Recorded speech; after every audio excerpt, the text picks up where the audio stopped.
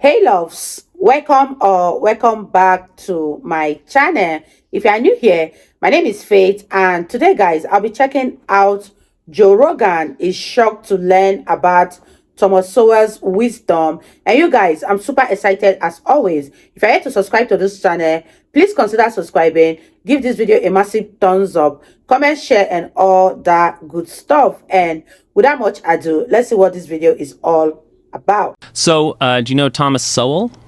I know that name. Why do I know that name? Thomas Sowell is a big, famous conservative. He's at Stanford. He's at the Hoover Institute, I think. Anyway, so, within this, first, just to set all this up, we should set up briefly, how does culture work, right? And the way culture works is that it, like genetic evolution, it works based on blind copying. So what ends up happening is that you are in awe of people, right? You look up to people. And so you blindly copy the things they do. And specifically, you start by blindly copying from the outside, and then you work in. Thomas Sowell is a black guy, right? Okay. And Thomas Sowell has for years and years and years been trying to fight racism. But he's been trying to fight racism by having a conversation about culture. Right. And the fact that there are essentially two different sort of, we're speaking broadly here. Right. But this is for the purposes of communication. We're going to tell a simple story to start off with. Right. So broadly speaking, he puts two different cultures of people with dark skin next to each other. And one culture is these people from the West Indies. And one culture is this group of people who grew up in the South with slavery and all that sort of stuff. Now, what one group, the West Indies group, does really well. So a lot of the successful black people like Colin Powell, are originally from that cultural heritage. Interesting. The other group is the group that you find in ghettos and African American communities and all that sort of stuff. They don't do well, right? They don't get good education. They, shoot each other. There are all these sorts of things. And the reason why Sowell has been telling this story is because he's been trying to say, when liberals look at the people in ghettos, they say, racism. That's why they're not succeeding. And Sowell is saying, no, it's not. Because if you look at this group from the West Indies, they also came from the experience of slavery. There was slavery in the West Indies. They are also black, so they also face racism, and yet they do well. So it has to be something else. Yes. And that other thing is the fact that these black people who are in the South, there's always been a big question, were black people robbed of their culture?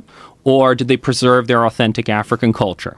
And what Sowell is saying is that they were robbed of their culture. And so they picked up the culture of the people around them. And the people around them were rednecks. And if you look at the white redneck culture and the black redneck culture, they have a lot of the same values. They don't particularly respect education. They love Jesus. They use violence in their conflicts. And there's just, a lot of the same values and a lot of the same outcomes. And even Ebonics, which is, Black English, is actually all from the west of England. So it's actually this... What? It's from the west of England. So, for example, if you go to places like Cornwall, there used to be this amazing ads on British TV, right, for this Devon custard or whatever, and they would always say, Devon knows how they make it so creamy, and they all talk like this, right? And so it doesn't sound like Black English, but they do say things like, I be doing that, and we be doing this, and you be doing that, and they be doing that. And so there's that use of that copula be, right, where instead of saying I am, you are, he is, she is, they are, they just say I be, you be, we be, they be, which is the classic feature of Black English, African American vernacular English. Interesting. Right. Now, the point is that... Mind blower. Now, let's imagine that, how do you think that Thomas Sowell has been received by liberal America? Not well. Not well. And so, for example, Sowell has a book called Black Rednecks, White Liberals. Okay? And his whole point is that, if you actually, and, again, like Sowell is, he researches the shit out of this stuff. He really does his work. Now, if you look at the experience of African Americans after slavery, they do really, they start to make real progress, right? And a large part of the reason why they make progress is because you start to get a lot of people from New England, either, black people from New England or white people from New England, who come down and sort of reshape the culture. They create these schools and they're teaching those New England values, right? It's those Puritan values of hard work, tenacity, all of that sort of stuff. And so there's all this progress. And you have people like Booker T. Washington. And Booker T. Washington was an actual slave. And then after he got his freedom, he got to go work in a salt mine, which is literally the worst job ever. And in Booker T. Washington's Up From Slavery, he tells this great story about seeing a schoolhouse, right? And that, he thought that going into a schoolhouse was about as close to heaven on earth as you could get. Whoa. Wow. Like, this is a dude who wanted an education really, really badly. And that's a lot of what you find in the, early black experience in, the post-slavery period. And in fact, blacks, before sort of World War II actually had higher rates of marriage than whites, all of these sorts of things that, are now supposedly a problem.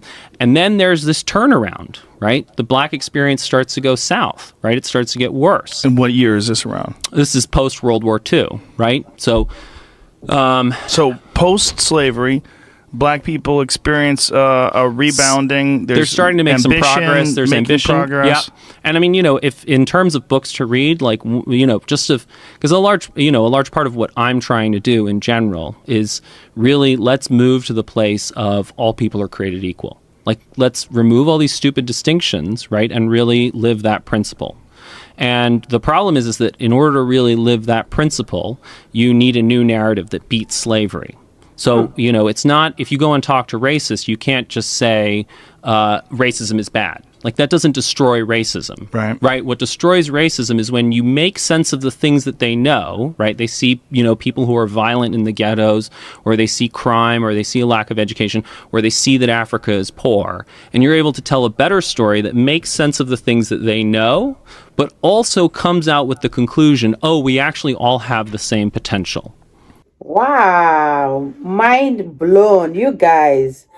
That was well explained. Now I see where Thomas Sowell was coming from, and now I totally get the picture. The blacks didn't just start rebelling because they were racist, but it is because they copied what the rednecks of the South were doing. So it became a way of life for them, and they just kind of follow in the footsteps of the Southern rednecks. Because the culture that the blacks people are portraying today was actually copied from the rednecks, and it is really, really not doing them justice.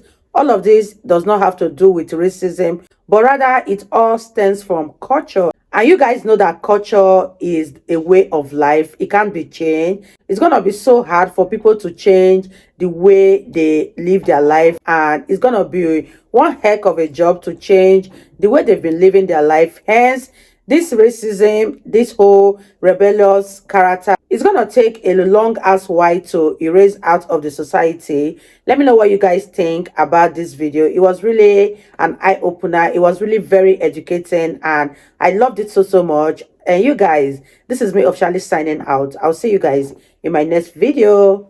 Bye.